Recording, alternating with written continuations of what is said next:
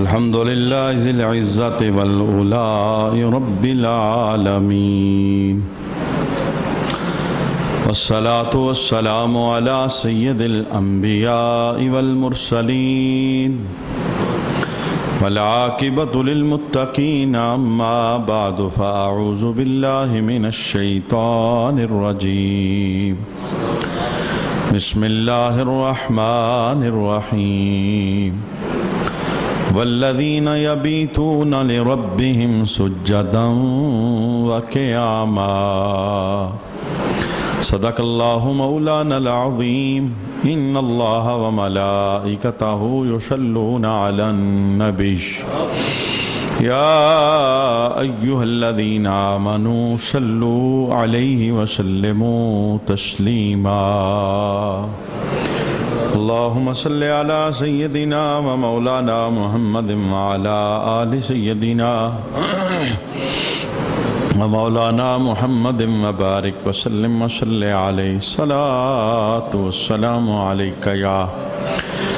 سيدي يا رسول الله صلاة والسلام عليك يا سيدي يا حبيب الله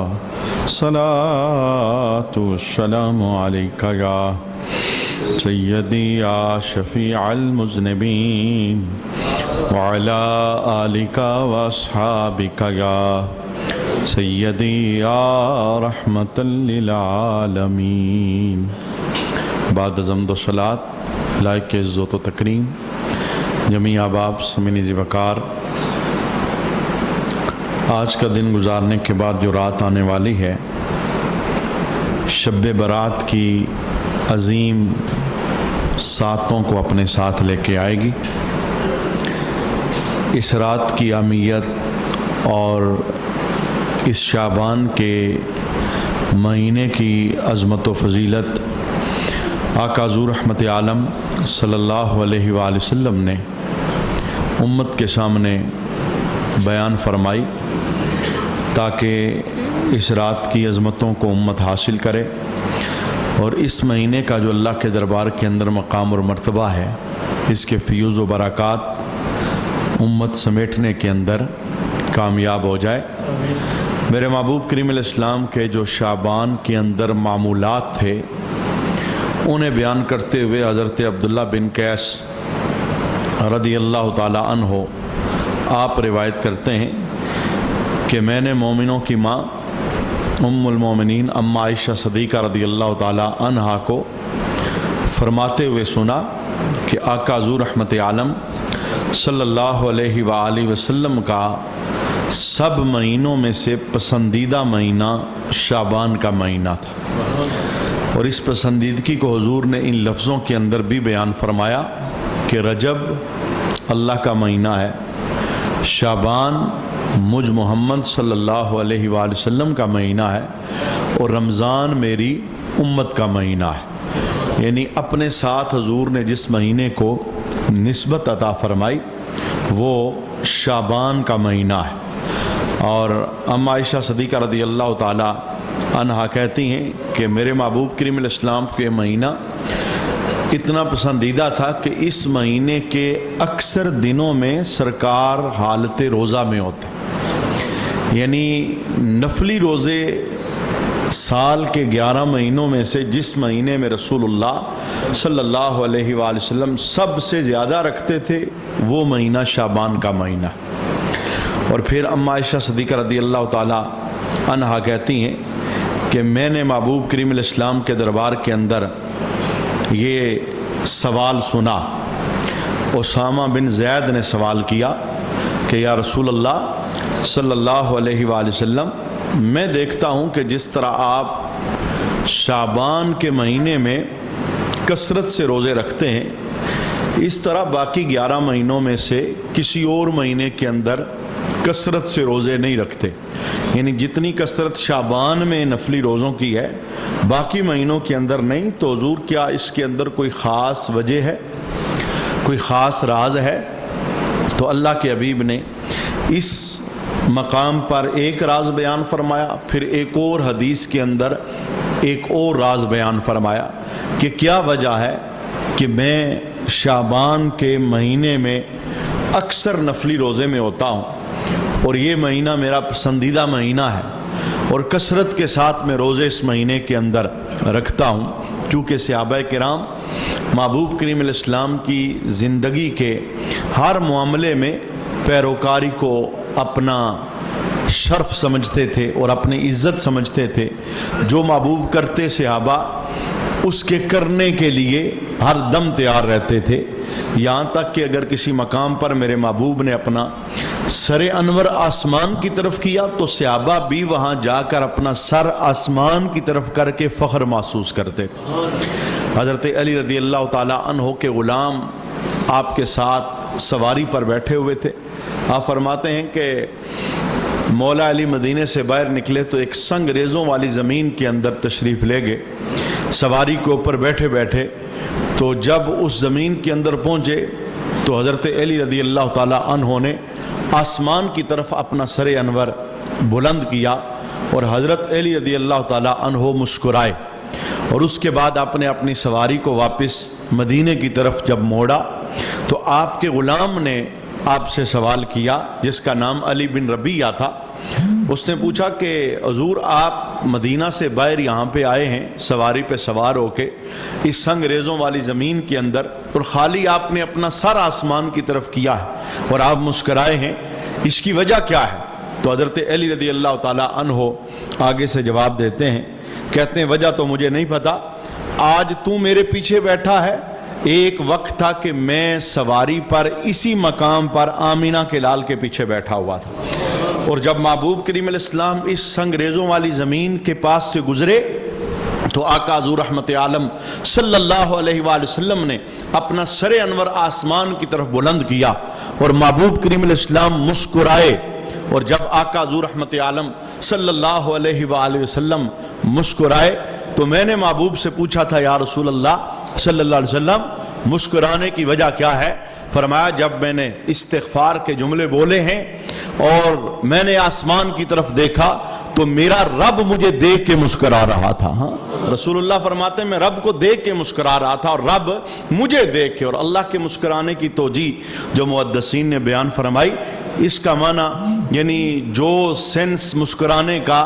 بندوں میں آتا ہے وہ نہیں، کیونکہ اللہ اعضاء سے پاک ہے، جیسے ہمارا چہرہ ہے اور مسکرانے کے اندر ہمارے ہونٹ اور دانت یہ چیزیں ظاہر ہوتی ہیں، یہ چیز اللہ میں نہیں ہے۔ جب کسی حدیث میں یہ کہا جائے کہ اللہ مسکرایا تو اس کا معنی یہ کہ اللہ بہت زیادہ خوش ہوا، اللہ بہت زیادہ خوش ہوا اور اس نے اپنی مہربانی فرمائی۔ تو محبوب فرماتے ہیں جب اللہ میری طرف دیکھ کے بہت زیادہ خوش ہو رہا تھا تو میں رب کو دیکھ کے مسکرا رہا تھا۔ تو حضرت علی کہتے ہیں کہ رسول اللہ صلی اللہ علیہ وسلم کے مسکرانے کی وجہ تو یہ تھی کہ حضور رب کو دیکھ کے مسکرا رہے تھے، اور اے میرے غلام میرے مسکرانے کی وجہ یہ ہے کہ میں مدینے سے سنگ ریزوں والی زمین میں آیا ہوں، میں سونے کی ادا کو ادا کر رہا ہوں، میں نبی کریم علیہ السلام کے مبارک طریقے پہ عمل پیرا ہو رہا ہوں۔ یعنی بات کرنے کا مقصد یہ ہے کوئی زندگی کا ایسا پہلو نہیں تھا صحابہ کرام کو پتہ چلا ہو کہ محبوب نے یہ کیا ہے۔ آپ اس بات کو سمجھ سکتے ہیں کہ جب اتنی باتوں کے اندر وہ پیروی کرتے تھے، جناب عثمان غنی رضی اللہ تعالی عنہ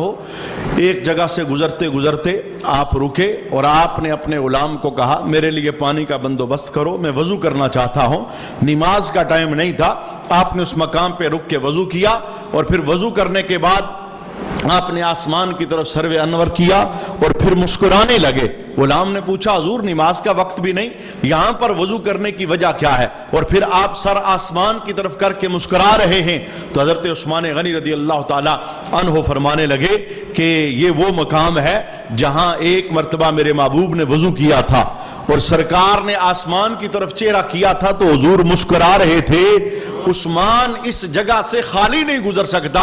میں نے وضو کر کے آسمان کی طرف دیکھ کر جو مسکراہٹ لی ہے اصل میں اپنے آقا کی ادا کو ادا فرما رہا ہوں۔ وہ لوگ اتنی محبت کرتے تھے اور اتنا پیار کرتے تھے، یعنی جہاں سرکار نے وضو کیا وہ وہاں وضو کرنا اسے اپنے لیے باعث شرف سمجھتے تھے اور باعث عزت سمجھتے تھے۔ بلکہ آقا حضور رحمت عالم صلی اللہ علیہ وآلہ وسلم ایک مرتبہ سواری پہ سوار تھے اور حضور کی اونٹنی نے ایک درخت کے گرد چکر لگائے، 2-3 چکر لگائے، تو حضرت عثمان غنی رضی اللہ تعالیٰ عنہ نے اسی درخت کے گرد اپنی اونٹنی لے جا کر درخت کے گرد آپ نے 3 چکر کاٹے۔ تو آپ کے غلام نے پوچھا حضور آپ اپنی ناکا کو کیوں چکر لگوا رہے ہیں درخت کے گرد؟ کہا وجہ کا مجھے نہیں پتا، میں نے یہاں سونے کی اونٹنی کو چکر لگاتے دیکھا تھا، میں اپنے مصطفیٰ کی ادا کو ادا کر رہا ہوں۔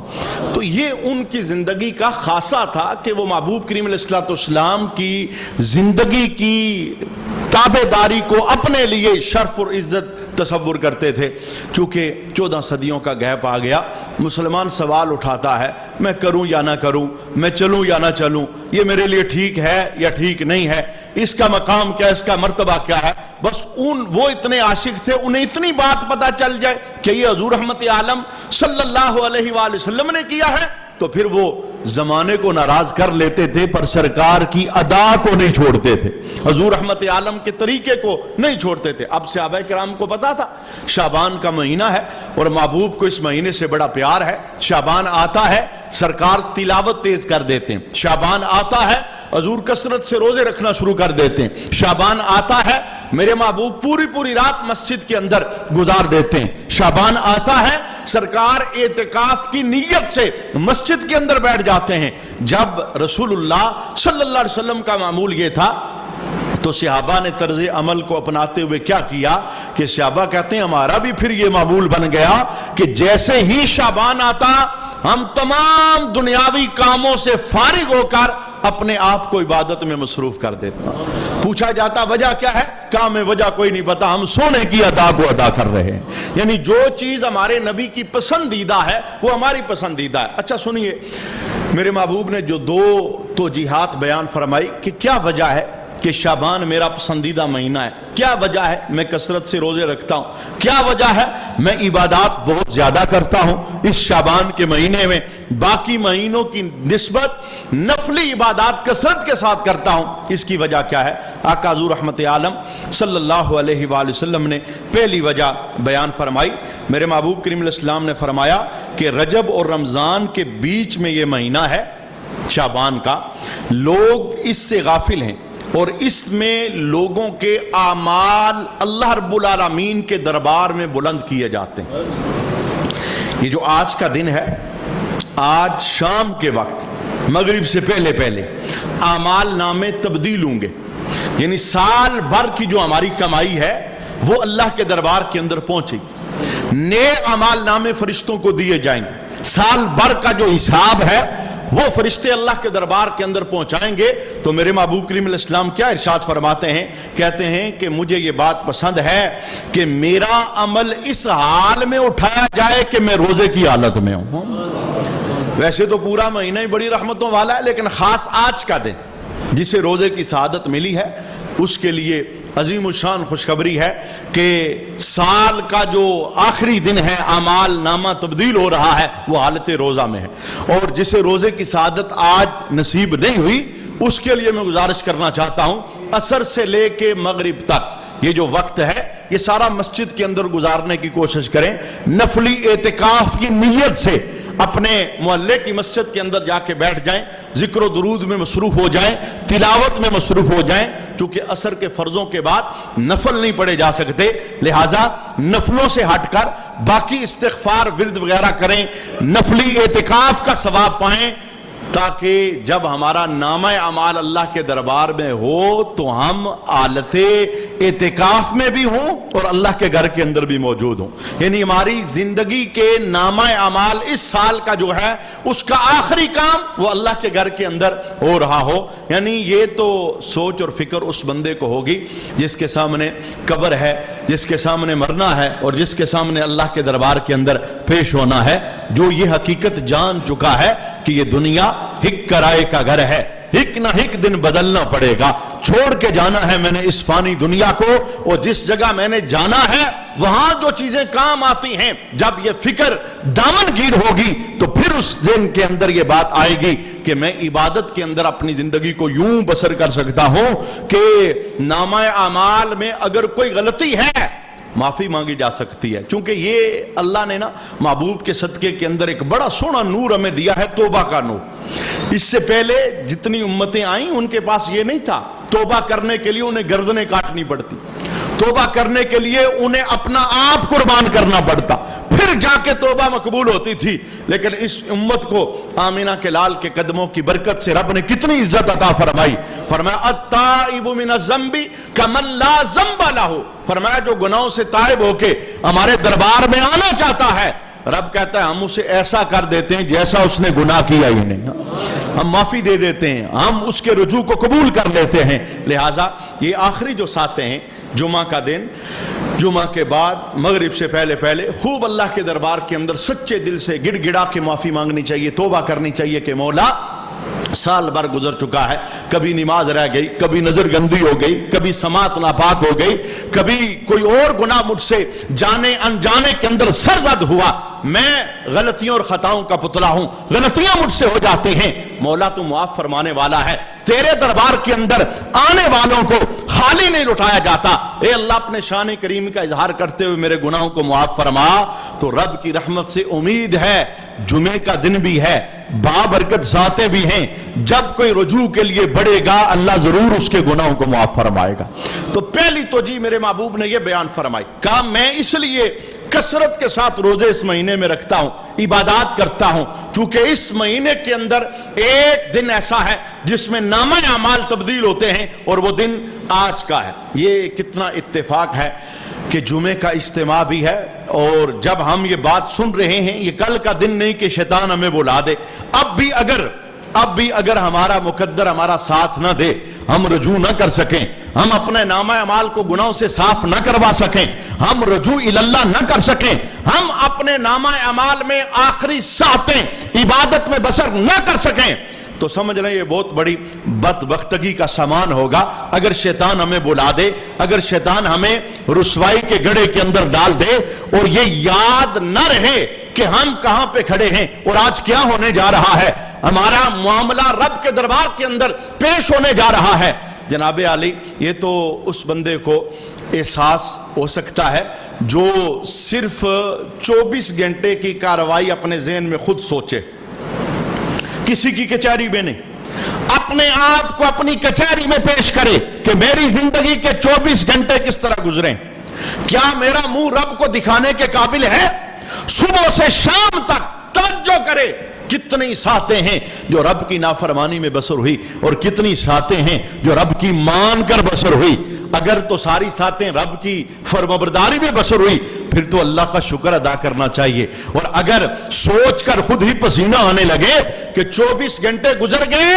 ایک ساتھ بھی ایسی نہیں میں نے سچے رب کو راضی کیا ہو، تو پھر سوائے شرمندگی کی اور کچھ نہیں، اور شرمندگی ہی اصل میں توبہ کا ایک ذریعہ ہوتی ہے۔ جب بندہ شرمندہ ہو جاتا ہے، نادم ہو جاتا ہے، یہی ایک توبہ کا ذریعہ ہوتا ہے۔ جب انسان پر شرمندگی چھاتی ہے تو رب اس کی توبہ کو قبول فرما لیتا ہے۔ یہ ایک وجہ توجیہ میرے محبوب نے بیان فرمائی، اور دوسری پوچھا گیا یا رسول اللہ صلی اللہ علیہ وآلہ وسلم کیا وجہ ہے آپ شعبان کے مہینے میں بہت کثرت کے ساتھ روزے رکھتے ہیں اور باقی مہینوں کی بنسبت اس میں عبادات کو تیز کر دیتے ہیں؟ تو میرے محبوب نے آج کی رات کا حوالہ دیا، آج کی رات کا حوالہ دیا، ایک حوالہ اس دن کا جو آج ہم گزار رہے ہیں، اور ایک حوالہ آنے والی رات کا جو آج ہم گزاریں گے۔ یہ ہماری کوٹ اور ہماری کچہری کے اندر بات ہے کہ ہم رات کیسے گزارنا چاہتے ہیں، ہم غافل ہو کے گزارنا چاہتے ہیں، ہم نادان بن کے گزارنا چاہتے ہیں، ہم باغی ہو کے گزارنا چاہتے ہیں، ہم رب کے دربار سے کٹ کے رات کو بسر کرنا چاہتے ہیں۔ نسبت میرے محبوب نے بیان فرما دی، وجہ کیا ہے؟ وجہ کیا ہے؟ میرے محبوب بھی ہوں نا، میرے محبوب بھی تو آقا حضور بھی یہ رات سو کر نہیں بسر کرتے، یہ جو آنے والی رات۔ اما عائشہ صدیقہ رضی اللہ تعالی عنہا کہتی ہیں کہ میں نے رات بستر پر دیکھا تو محبوب کو میں نے اپنے بستر پر نہ پایا، سرکار میرے حجرے میں تھے، میں نے دیکھا کہ سرکار میرے بستر پر نہیں ہیں، تو مجھے دل کے اندر یہ خیال پیدا ہوا کہ شاید سرکار کسی اور زوجہ کے حجرے میں تشریف لے کے گئے ہیں۔ کہتی ہیں کہ میں دیکھنے کے لیے کہ سرکار کس کے حجرے میں تشریف لے کے گئے، کہتی ہیں جب میں اپنے حجرے سے باہر نکلی تو میں نے کیا دیکھا کہ سونے نبی کسی اور زوجہ کے حجرے میں نہیں بلکہ آقا حضور بقیع کے قبرستان کے اندر موجود۔ اب جن لوگوں نے نا مدینہ شریف کے اندر میرے محبوب کے گنبد خضرا کے سامنے سلام پڑھنے کی سعادت حاصل کی ہے، وہ اس بات کو ڈیپلی اور گہرائی کے ساتھ سمجھ سکتے ہیں کہ جہاں آج سرکار کا روزہ ہے یہی اماں عائشہ کا حجرہ ہے۔ اماں عائشہ کا جو حجرہ تھا اسی میں سرکار کا وصال ہوا، اسی میں حضور کی قبر انور بنی ہے۔ کہاں اماں عائشہ کا حجرہ اور کہاں جنت البقیع، کتنا بیچ میں گیپ ہے۔ کہتی ہیں خیال تو یہ تھا کہ سرکار کسی زوجہ کے حجرے میں ہے، لیکن تلاش کرتی کرتی میں چلی گئی بقیع کے قبرستان میں۔ محدثین نے بڑا خوبصورت جملہ بولا، کہا اس کی وجہ یہ تھی، خیال تو دل میں یہی تھا شاید سرکار کسی اور زوجہ کے حجرے میں گئی۔ کہتی ہیں لیکن جب میں اپنے حجرے سے باہر نکلی تو مجھے سونے کی خوشبو جنت البقیع سے آ رہی تھی۔ کیونکہ سرکار کا خاصہ تھا نا، حضور جدھر سے گزر جاتے خوشبوؤں کے حلے اٹھ رہے ہوتے، اس لیے میں نے تلاش کسی حجرے میں نہیں کیا، میں سیدھی جنت البقیع کے اندر چلی گئی۔ اور میں نے کیا دیکھا کہ آقا حضور رحمت عالم صلی اللہ علیہ وآلہ وسلم آدھی رات کا وقت ہے اور قبرستان کے اندر موجود ہیں۔ میرے محبوب کریم علیہ السلام جب قبرستان کے اندر موجود تھے تو اماں عائشہ صدیقہ نے پوچھا یا رسول اللہ صلی اللہ علیہ وسلم آپ اس وقت قبرستان کے اندر؟ تو میرے محبوب کریم علیہ السلام نے کیا ارشاد فرمایا؟ فرمایا عائشہ جانتی ہو آج کون سی رات ہے؟ یہ وہ رات جو آج آنے والی ہے۔ سرکار نے سوالیہ انداز میں کہا عائشہ جانتی ہو کون سی رات ہے؟ محبوب مجھے نہیں پتا یہ کون سی رات ہے۔ کہا عائشہ یہ شعبان کی 15ویں شب ہے اور یہ وہ شب ہے جس شب کے اندر رب میری امت کے گناہگاروں کو قبیلہ بنو کلب کی بکریوں کے بالوں کے برابر دوزخ سے آزاد فرماتا ہے۔ فرمایا جب رب میرے امت کے گناہگاروں کو دوزخ سے آزاد فرما رہا ہو میں بستر پر سو کیسے سکتا ہوں؟ میں قبرستان آیا ہوں، ایک تو ان کے ساتھ تعلق قائم ہو جائے جو قبروں میں لیٹے ہوئے ہیں، چونکہ آج رات فیصلہ ہونے والا ہے آنے والے سال کس نے قبر کے اندر چلے جانا ہے، اور دوسری بات یہ کہ میں ان لوگوں کی بخشش کے لیے اللہ کے دربار کے اندر حاضر ہوا ہوں جو لوگ آزاد کیے جائیں گے، جو اللہ رب العالمین کی رحمت کے مستحق ہیں۔ تو گویا دوسری وجہ میرے محبوب نے بیان فرما دی، کہا یہ جو شعبان کا مہینہ ہے اس کے اندر ایک رات جسے شب برات چھٹکارے والی رات کہا جاتا ہے، اس رات میں بہت کچھ ہوتا ہے، اس میں سے ایک کیا ہوتا ہے مرنے والوں کے نام لکھ کر حضرت اسرائیل کے حوالے کر دیے جاتے ہیں۔ ذرا ایک نگاہ ڈالیے گزشتہ شب برات سے لے کے آج تک ذرا دیکھیے اپنی صفوں میں، اپنے محلے میں، اپنے دوستوں یاروں میں، اپنی برادری میں، اپنے گھر والوں میں کتنے حسین چہرے آپ قبرستان چھوڑ کے آگئے، کتنے ہمارے ساتھ چلنے پھرنے والے قبروں کی مٹی کے اندر جا کے لیٹ گئے ہیں، انہیں خبر نہیں تھی ہمارا نام لکھا جا چکا ہے، خبر ہمیں بھی نہیں ہے اور یہ خبر کسی کو ہونی بھی نہیں، کیونکہ یہ خفیہ معاملہ ہے، یہ اللہ رب العالمین کے پاس ہے۔ ہو سکتا ہے آج ہمارا فیصلہ کر دیا جائے، اسی لیے غنیۃ الطالبین کے اندر یہ جملہ ڈرا دینے والا جملہ ہے۔ کتنے لوگ ایسے ہیں جن کے کفن دھل کے تیار ہو چکے ہیں لیکن کفن پہننے والے خوشیوں میں مست ہوتے، ان کا نام لکھ کر اسرائیل کے حوالے کر دیا جاتا ہے، وہ دنیاوی خوشیوں کے اندر مگن ہوتے ہیں، انہیں موت یاد ہی نہیں، انہیں قبر یاد ہی نہیں، انہیں اللہ کی طرف رجوع یاد ہی نہیں، حالانکہ ان کا فیصلہ ہو چکا ہوتا ہے۔ 1 مہینے بعد انہیں آنا ہے ہمارے پاس، آپ اس بات سے واقف ہیں، وہاں جانے کے لیے سبب بننا ضروری نہیں، نہ بیمار ہونا ضروری ہے، نہ بوڑھا ہونا ضروری ہے، نہ عمر کا آخری حصہ یہ پانا ضروری ہے، وقت مقررہ آنا ضروری ہے۔ وہ بیماروں کو بھی لے جاتے ہیں، صحت مندوں کو بھی لے جاتے ہیں، وہ بوڑھوں کو بھی لے جاتے ہیں، جوانوں کو بھی لے جاتے ہیں۔ جب وقت مقررہ آتا ہے اس دنیا کو چھوڑ کے جانا ہوتا ہے، اور ہم نے جب اس دنیا کو چھوڑ کے جانا ہے ہمارا فیصلہ آج کی رات میں ہے۔ اور یہ ہمیں پتہ نہیں کہ آج تو ہم یہ گفتگو کر رہے ہیں، ابھی تو رات بھی نہیں آئی، یہ بھی نہیں پتا کہ اس رات تک کون پہنچے. ہم اپنی سانس کے اتنے بھی مالک نہیں، ہم اپنی زندگی کے اتنے بھی مالک نہیں، ہم رات تک بھی پہنچیں گے کہ نہیں ہمیں اس بات کا بھی علم نہیں، اور رات پا لینے کے بعد ہمارے حق میں فیصلہ کیا ہوگا ہمیں اس بات کا بھی پتہ نہیں. تو جناب میرے حبیب کی ذات کا یہ جملہ اصل کے اندر امتیوں کے لیے ایک نصیحت، امتیوں کے لیے ایک خاموش پیغام تھا. کیا میرے حبیب کہتے ہیں میں روزے کیوں رکھتا ہوں، میں کثرت سے عبادت کیوں کرتا اس مہینے میں، مجھے شعبان کیوں پسندیدہ لگتا ہے؟ کہا میں یہ چاہتا ہوں جب میرا نام لکھ کر اسرائیل کے حوالے کر دیا جائے انا صائمٌ، میں روزے کی حالت میں ہوں، میری کیفیت کیا ہو،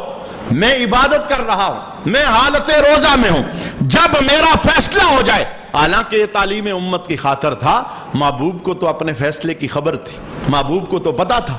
کہ میں نے کب اللہ کے دربار میں جانا ہے. اللہ رب العالمین نے علم عطا فرمایا تھا اور پورے اہتمام کے ساتھ اپنے دربار کے اندر بلایا تھا، لیکن ہم جیسے غافلوں کے لیے پیغام تھا کہ تمہارا تو ادھر فیصلہ ہونے والا ہے اور تم غفلت کے اندر ہو. تو جناب آج کا دن یہ بھی بہت قیمتی ہے، اور آج جو آنے والی رات ہے یہ بھی بہت قیمتی ہے، اور اس رات کے اندر کیا کیا رحمتیں میسر آتی ہیں. اما عائشہ صدیقہ رضی اللہ تعالی عنہا نے اسے بیان فرمایا. آپ فرماتی ہیں کہ 4 راتوں میں اللہ بلائی کے دروازے کھول دیتا ہے. 4 راتیں ایسی ہیں